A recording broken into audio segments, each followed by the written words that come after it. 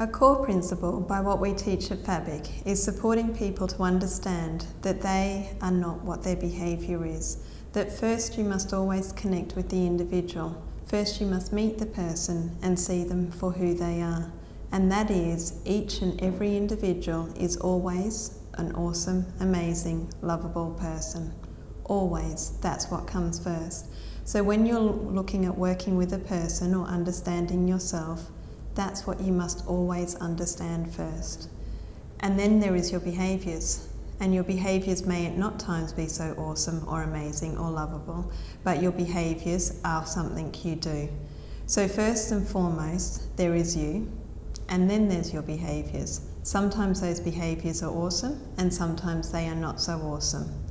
But what I find in society is too often people are becoming identified with what their behaviours are. Right at the beginning of my career, I started working with a 5-year-old boy.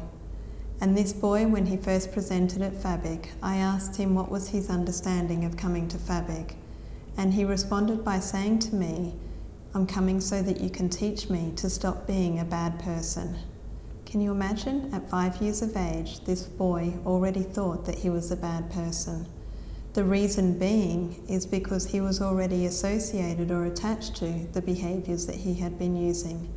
And yes, he had been using some pretty unwanted behaviours, but everybody had failed to see him for who he was.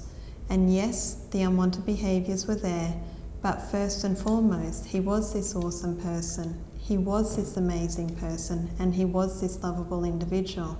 But nobody saw that within him. He didn't even see it within himself. And it just broke my heart to understand that at 5 years of age, this is what he identified himself with. At 5 years of age, that would have soon become a teenager, soon an adult, still being identified with him being a bad person. How many other people are in this world who associate themselves with being a bad person, or in some form associate themselves with the behaviours that they've been choosing to use? That person's the alcoholic, that individual's the one with the eating disorder, that lady's the shoplifter, that woman's the bad mother. All of those are just behaviours that people get attached to and start becoming identified with by the community, but then start to identify themselves as that as well. So the purpose of introducing that you are not your behaviours is so that people can then learn to understand that they can in fact change their behaviours, rather than becoming and feeling helpless in, oh, that's just my behaviour, or an approach that I often see is the genetics that come along with that, or our whole family is alcoholics, that means I'm going to be an alcoholic as well. That's quite a helpless attitude, rather than trying to support people to say, hey, no, this is you, and drinking is a behaviour that you choose to do, which means you are you and you will always be you, but drinking is a behaviour you can choose to continue, or it's a behaviour you can choose to change. It's your choice.